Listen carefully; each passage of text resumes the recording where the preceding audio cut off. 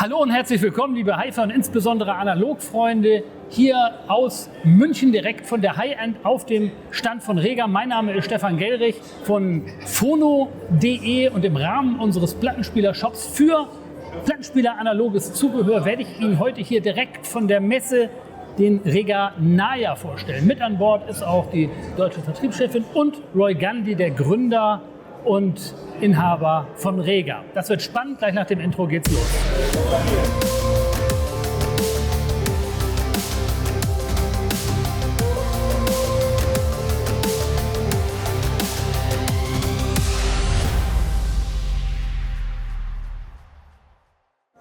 Mit dem Rega Naia wird Rega die Messlatte für massefreie Plattenspieler noch weiter hochsetzen, denn die Challenge ist wirklich aufwendig, die Produkte, die bisher auf dem Markt sind, das Spitzenmodell, den Planar 10, hier noch weiter zu toppen. Und das geht nur mit ultimativer Detailarbeit. Wenn wir uns die bisherigen Modelle angucken, das fängt ja schon beim Planar 1 an, geht hoch bis zum Planar 10, dann sieht man, die werden immer leichter und die Werkstoffe werden immer ausgefeilter. Von Keramiktellern, Magnesiumteilen, die da dran sind, Schäume, die da verwendet werden. Und das wollen wir uns bei dem Naia mal genau anschauen. Wie kann man das noch besser machen, um diese Lebendigkeit, diese unglaublich intensive Wiedergabe, die Rega auch auszeichnet, hinzubekommen. Wir haben ja hier Roy Gandy hier mit auf dem Stand und werden ihm ein paar Fragen stellen. Das Ganze werden wir dann entsprechend übersetzen. Roy, was mich interessiert als Fragestellung ist, wie kam die Idee auf, dass der ganze Energiefluss in einem Plattenspieler oder auch in einem HiFi-Gerät von Punkten wie Masse abhängt, damit die volle Energie am Ende auch beim Hörer ankommt? Wie ist da der Zusammenhang? Well, the problem here is I never had that idea. The reason for low mass is because there is a law in physics that the larger the mass, the more energy it can transfer. And in a turntable, all of the unwanted noise is in the plinth. It's the bearing and the motor, typically. And that noise can be transferred into the record, which is sitting on the platter. So if the plinth is very heavy, it will transfer more of that noise into the platter. It's not so much about storing the energy, it's about transferring the energy. Mit dem Naia sollte ein kompromissloses Produkt geschaffen werden. Nur was genau konnte noch gemacht werden, um die bisherigen Ergebnisse zu steigern? Was war dafür notwendig? Was für Materialien mussten genommen werden? Und wie aufwendig ist es, diese herzustellen?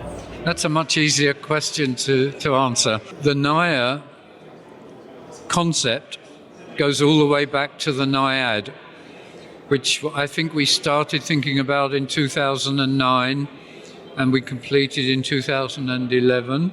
I'm not very good with dates, but I think that's about the right time. And in 2009, we noticed that turntable sales doubled without us making a new model or doing anything. And of course, turntables were a love of ours, something we believed in, and we never stopped making turntables. So we were very happy with this new growth, and we decided commercially to invest financially in turntables rather than CD players. So what we did was to build what we thought would be the absolute optimum turntable without worrying about costs and processes. And that's a very, very difficult process for us because everything we do is about value. So we had to think very, very hard of the best materials, the best processes, even companies that were cutting edge. So we used, for instance, a Formula One company to make the part of the plinth. We used companies that were supplying arms manufacturers in England for ceramics. So we built the Naiad, and that's a long story. And we were so surprised how good it was. And that gave us the confidence to start our whole new range of turntables, which started with the Planar 1. Actually, we made the first ceramic materials in England, but they had advised us. There were some German companies with better machinery. And very, very slowly we realized that we could make 50 parts over a few years. That sounds strange, doesn't it? And I think it took us 20 years to make 50. But we've made 44 now, I think, and there's 3 or 4 left. But all along, time goes on, processes change, materials change, and we love keeping an eye on modern materials, modern processes, and we realized we could re-engineer the Naiad in a different form that was lower in cost, and at first we thought a little better, and now we finished it, it's as good as the Naiad. Dann zum Schluss noch eine Frage an Paula Knorn, die Chefin des deutschen Vertriebes. Wann wird der Naia nach Deutschland kommen? Wird er normal verkäuflich sein? Können sich die Fans darauf freuen? Also der Rega Naia, der wird voraussichtlich im Herbst in Deutschland erhältlich sein.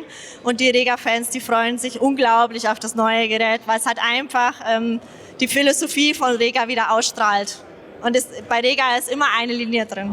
Ja, liebe Hi-Fi und Analogfreunde, das war's auch schon für heute.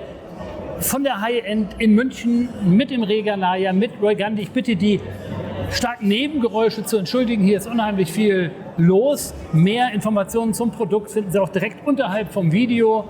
Und es würde mich sehr freuen, wenn Sie den Kanal abonnieren würden und auch das nächste Mal wieder dabei sind, wenn wir hier einen Plattenspieler vorstellen.